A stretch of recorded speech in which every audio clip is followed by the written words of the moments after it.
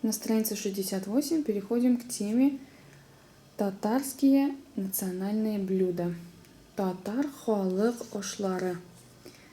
Шек-шек, чак-чак, гүбәдие, губадия, құш тілі, хворост, кыстыбый, кыстыбый, бәліш, балиш, пәрәмәш, перемяч, үшпішмақ, треугольник.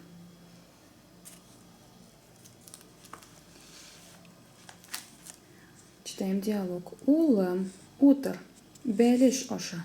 Рәхмәт, әбием. Бәліш тәмлеме? Бик тәмле. Сынок, садись. Ешь балиш. Спасибо, бабушка. Балиш вкусный? Очень вкусный. Татары очень любят мучные изделия, как вы заметили. Татарские национальные блюда все содержат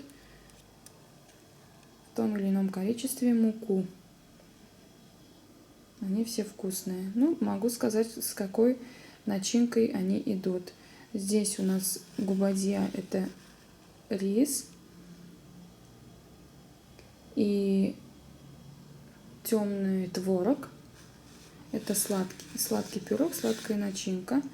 Коштели – это у нас, здесь нет начинки, она такого же вкуса, как чак-чак, но только воздушнее. Это то же самое, что... это, да, чак-чак, вы, наверное, знаете. Кастабы – это начинка из картофельного пюре.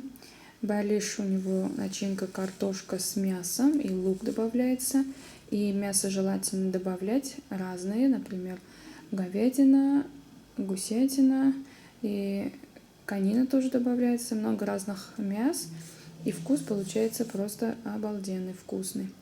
Перемяч, у него начинка тоже из мяса. Үшпішмақ тоже мясо с картошкой. И далее. Нерсе ортек. Что лишнее? Посмотрим, что у нас тут лишнее. Каяр, кебесте, үшпішмақ, кишер. Ну, я думаю, что вы догадались, что у нас тут лишнее.